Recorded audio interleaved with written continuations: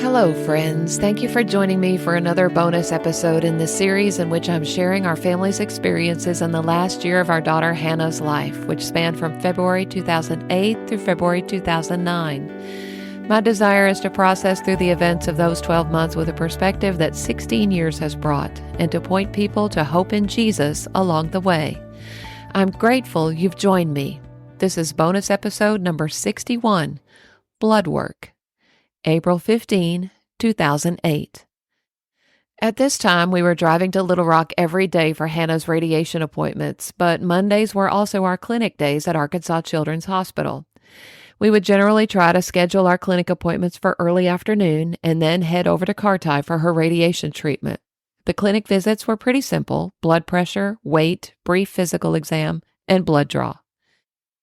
Hannah was what the nurses referred to as a hard stick, meaning it was hard for them to find a good vein, and she would often have to be poked repeatedly to just get a little bit of blood to be tested.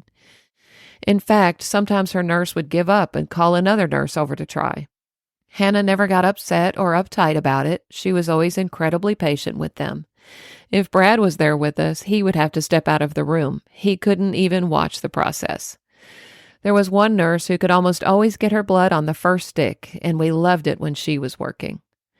Once an adequate blood sample was acquired, they'd send it off to the lab, and within 20 minutes or so, we'd have the results. They were monitoring all her levels because if her platelets or her hemoglobin or her white cells dropped too low, they would have to discontinue her treatments till they rose back to adequate levels.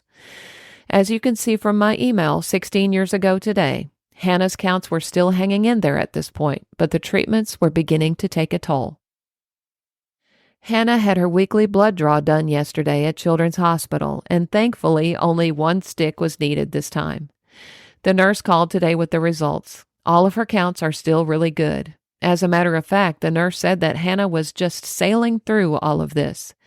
She has 8 radiation treatments to go and 15 more doses of chemotherapy.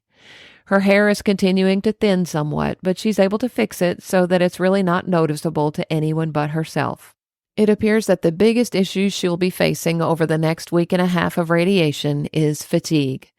The treatments are really beginning to wear her out. She's still going to school every day, but often falls asleep in the car on the way home from radiation in the afternoons.